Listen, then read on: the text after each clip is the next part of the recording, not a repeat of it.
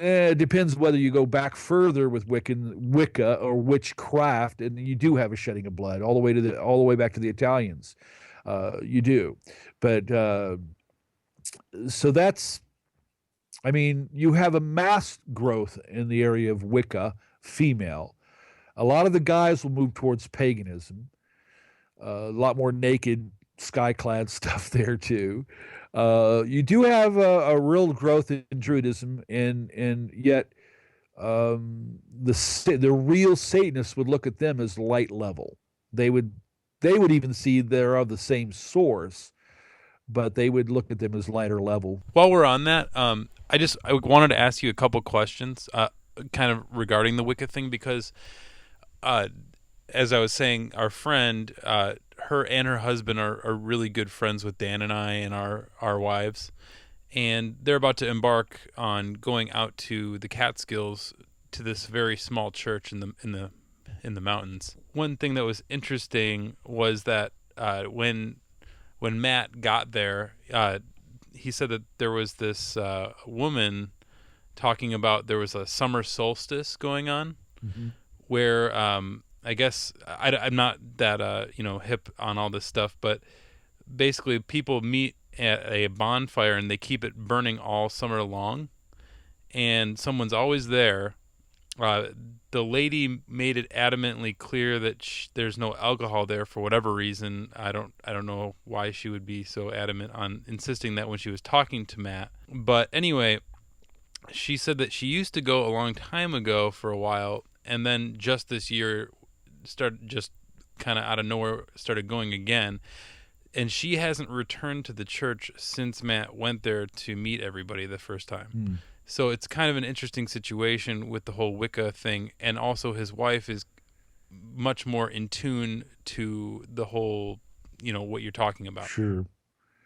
Sure. Well, I mean, and it's true. I mean, everywhere. I mean, we have to remember how in the last 3 to 4 decades, the unbelievable numbers in the area of Satanism, Wicca, Druidism, Santeria, the Saint of Death from the drug scenario coming up from Mexico, the New Age. I mean, even the New Age movement. You got the acceptance of. You go to the Unity Church, and you got to be pagan, Druid, Wiccan. They all share. I mean, so though, but again, the longer you are a practitioner, you never, a Wicca, a witch will never stop learning things, and they may begin to learn even stronger powers.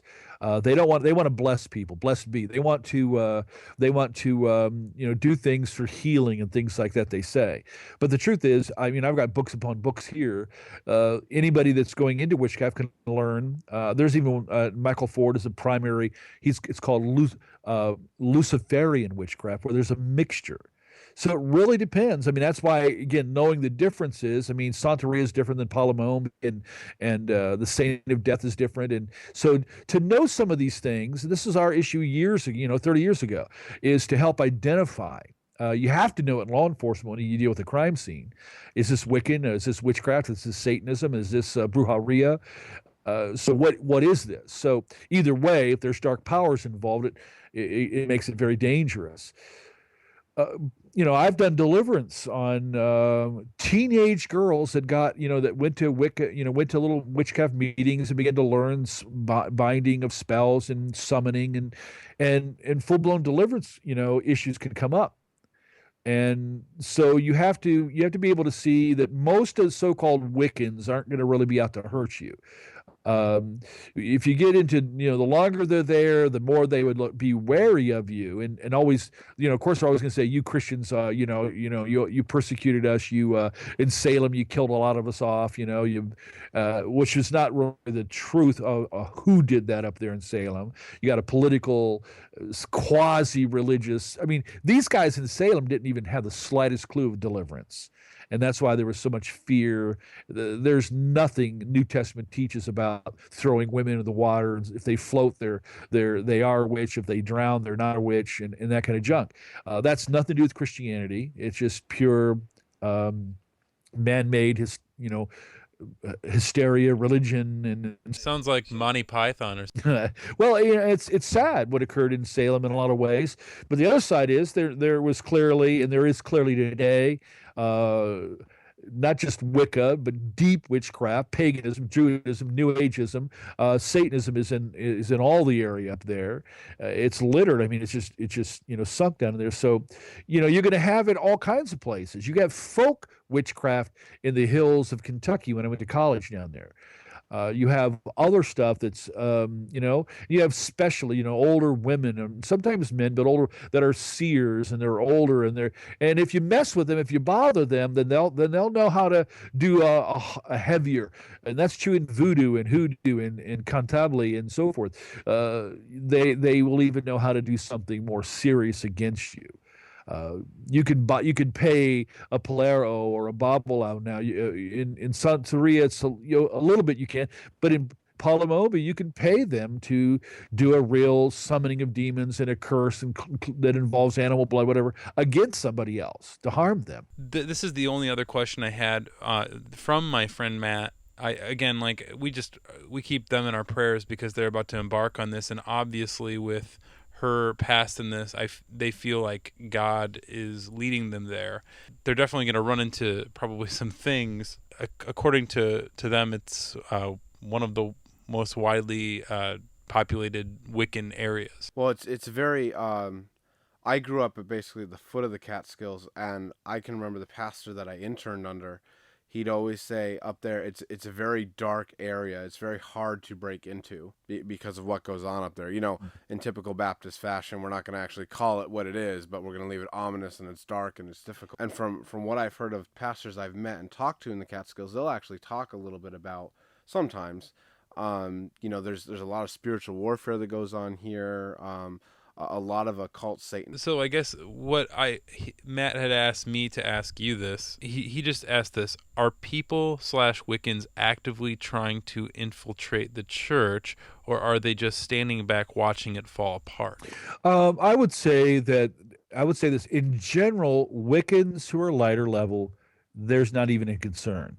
They might even see themselves. You even hear Wiccans say, "I'm a Christian Wiccan."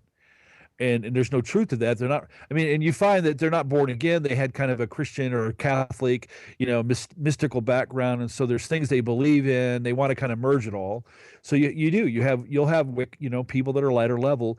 They're not going to care so much either way. But the stronger that they're yielded over, the more they're giving into, some of these things. That's true. That's true with Druidism and paganism. But I would say that we've run into people who would say they're witches that would they know the difference.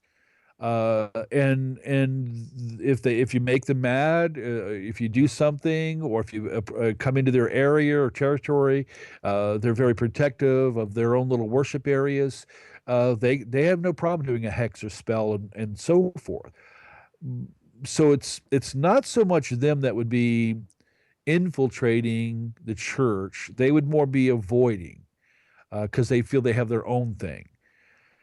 Now, there's a story with Martin Lloyd-Jones in England where this really high-level witch, and she was also medium, and of course, a lot of witches are psychics and mediums too. Now, you have this crossover to where they're not just a medium, they're a Wiccan, but they're practicing as a medium or a psychic. They're giving, like when you go to Salem, you're going to find a lot of witches that are doing psychic readings, no different than you see on television.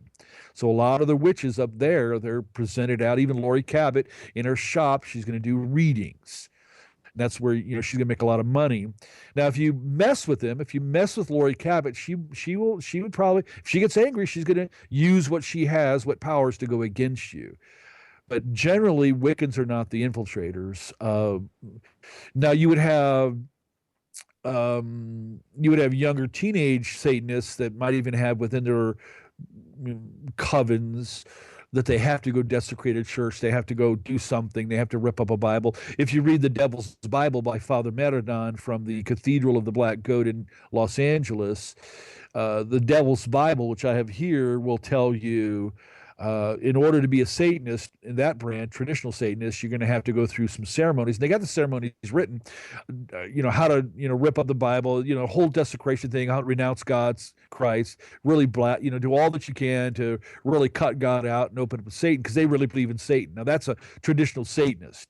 Now, even they would not so much infiltrate the church, but they would have no problem doing, doing any kind of and even an Anton LaVey Church of Satan Satanist, they're going to be more argumentative than anything else because many of them don't even believe in the real powers. They think Satan is a rational principle.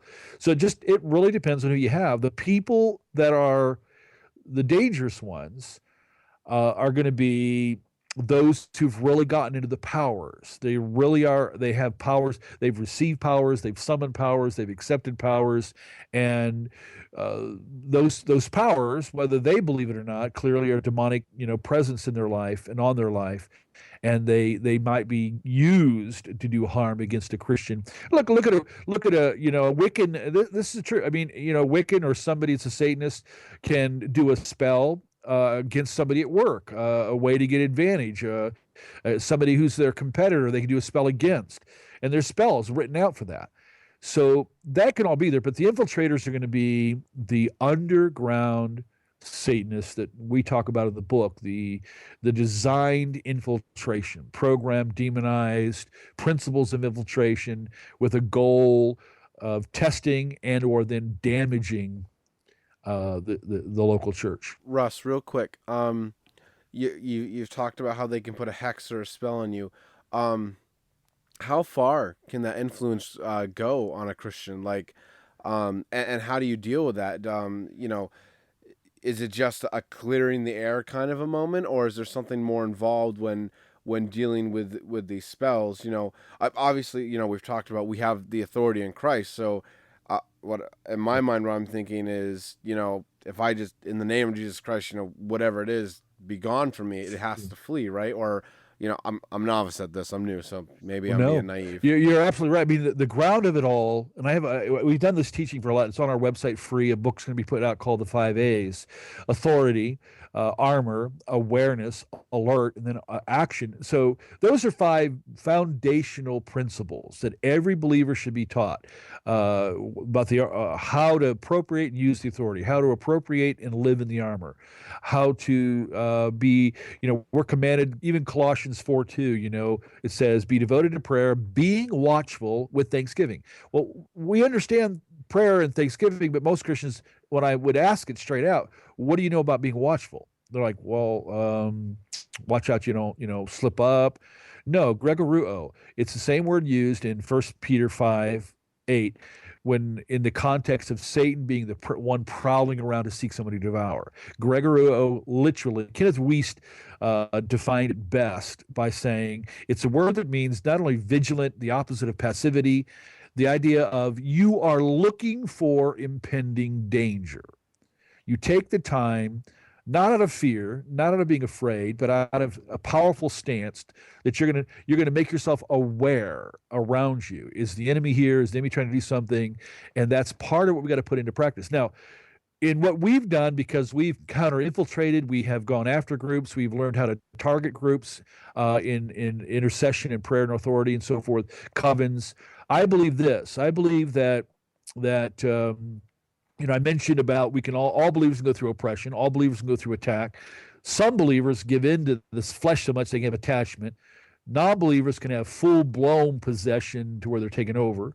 Now, I'll also say a 5th area, piggybacking. Somebody that has a demon on them sees you as a believer. That demon can try to arouse them up to say something against you, curse you out, cuss you out, be a problem to you because they're demonized, and the demon sees you. The demon knows you.